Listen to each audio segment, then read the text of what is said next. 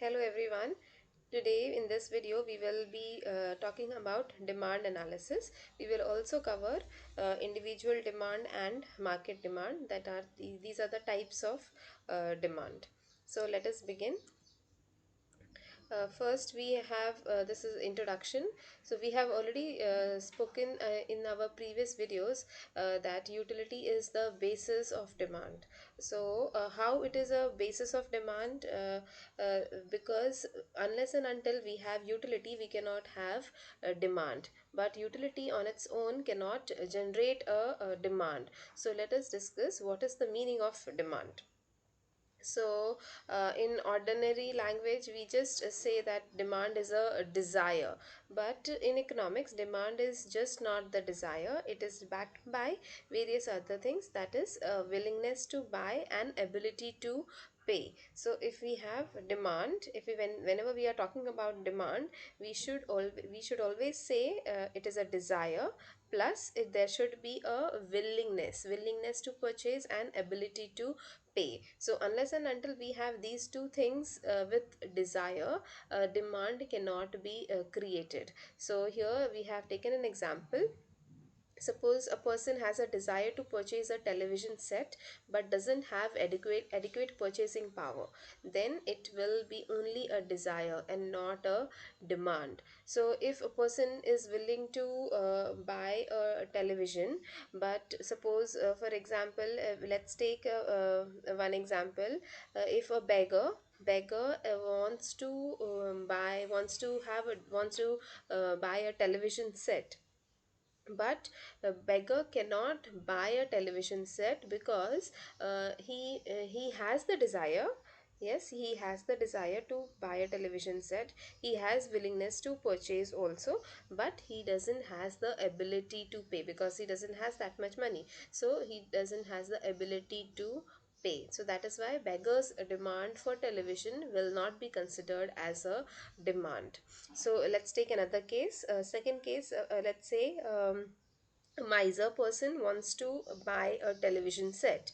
Now miser person has the desire, he wants to buy a television set, but he also has the ability to pay because he has lots of money. A miser person has lots of money, so he has the ability to pay, but he doesn't has the willingness to purchase, he doesn't want to spend money. So that is why his demand for television will also not be considered as demand. And let's say some famous personality, let's take anybody like Ambani. So if Anil Ambani wants to buy television set, so Anil Ambani has the desire, he has the willingness to purchase, and he also has the ability to pay. So that is why that his demand will be considered as demand. So now I hope you are clear with the meaning of these three words: desire, willingness, and ability to pay. Now let's go to the definition of demand. What is the definition of demand? Here we have taken the definition by Professor Benham. The demand for anything at a given price is the amount of it which will be bought per unit of time at that price. So that means here in this definition we have a few important keywords like price, then the amount of the quantity amount, that is the quantity that the person is going to buy, and at what and per unit of time at that price. So basically whenever we are talking about demand, we should be talking about the price. We cannot just say the demand for my demand is sugar, my demand for sugar is 5 kg. So this statement will be incomplete unless and until I add the price, I add the time period, at what time, for how long my demand for sugar is 5 kg, whether it is demand for 5 kg is for 5 months, for 5 weeks, for 5 days. Unless and until I mention the time period, the statement will be incomplete. So Demand is basically at what price the consumer is going to buy at a different prices and what time period. So this is the exactly what this the definition is saying. Now let us go to demand schedule. What is a demand schedule? Here, demand schedule is classified into two categories. One is individual demand schedule and the other one is market demand schedule. So first let's begin with the individual demand schedule. What is the individual demand schedule? It is the quantity of a commodity demanded by a consumer at a given price during a given period of time. So here also in this definition we have mentioned the price and the time period. So these are the important words that should be there in the definition of demand, whether it's individual demand or market demand.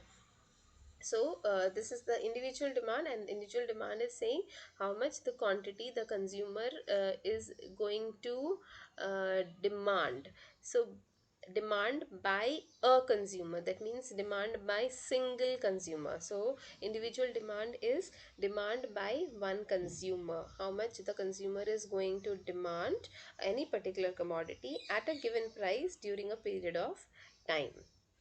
Now let's go to individual demand schedule. Individual demand schedule is the tabular representation. So basically it is a table which will show us different quantities of a commodity that the individual consumer is ready to buy at different prices during a given period of time.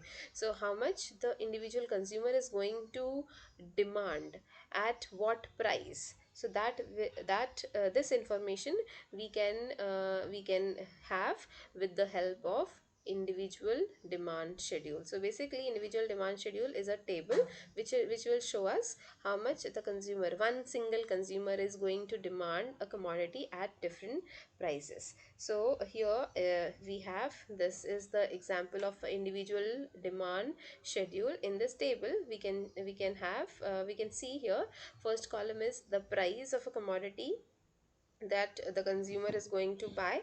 So these are the various prices, and in the next column we have the quantities. So at when the price is 10 rupees, the consumer is going to demand 1 unit of a commodity. These commodities are expressed in kgs, so 1 kgs. When price goes down from 10 to 8, the quantity demanded will increase from 1 to 2 kgs. So here we can see, as the price is decreasing, our quantity demand is increasing. So this just simply indicates that there is inverse relationship between price and quantity demanded. That means when the price is going down, our quantity demanded is increasing, it's going up. So both are moving in opposite direction. So this shows that there is inverse relationship between price and demand. So on the basis of the demand schedule, this is our demand schedule. On the basis of this schedule we have individual demand curve. So here we can see x-axis. On x-axis we measure quantity demanded in kgs, and on y-axis we can see the price of the commodity. So these prices are measured on y-axis, and the quantity demanded is measured on x-axis. So here we can see when price is 10, quantity demanded is 1. So here the price is 10 and the quantity demanded is 1. So we get a point over here. Next is 8 and 2. So here this is 8 and 2, 8 and 2. So when we join the dots we get a point over here. So like this we have got all the prices and the quantity demanded: 6 and 3, 4 and 4, 2 and 5. So when we join all these dots over here we get a demand curve. The demand curve is downward sloping. We can see here the demand curve.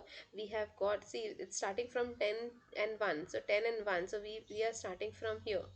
So from here we are going downwards. So that is why this is known as the downward sloping demand curve.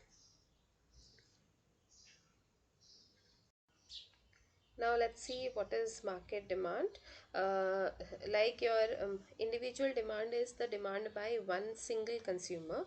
Market demand is the demand by all the consumers. So when we take all the individual consumers together, then we get market demand. That is the total demand. So here also we have to mention the price and during a given period of time. So like individual demand schedule, we have market demand schedule. So it is also a table which will show us the different quantities that the consumer is going to buy at various prices over a given period of time. So market demand, here is the market demand schedule. So this is the table which is showing us the price of the commodities, then we have quantity demanded. So here, because it is a market demand, we have many consumers. So here in this example we have three consumers. So when we add these three consumers, we will get the market demand. So here we have consumer A, consumer B and consumer C. When we add all three, we get here the market demand. So now this the figures are same. When the price is 5, when the price is 10, the consumer A is demanding 5 units, consumer B is demanding 10 and consumer C is demanding 15. So when we add all three, we have got here value 30. So same way, we have taken these values by adding all these three consumers. So these are the values of market demand. So here also we can see as the price is going down, the demand is continuously increasing. So let's draw this market demand schedule in the graph to find out how is the market demand curve. So we have here on y-axis the prices, all these prices we have mentioned on the y-axis, and on the x-axis we have quantity demanded. So we are going to plot these numbers. We are not going to draw these numbers because these are individual consumers. We don't want individual consumer, we are going to have the total market demand. So these are the total market demand figures. So this figure we are going to plot it on x-axis. So first one is 10 and 30. So here is 10 and 30 over here. We have got this point over here. Same way 8 and 45. We have a point here.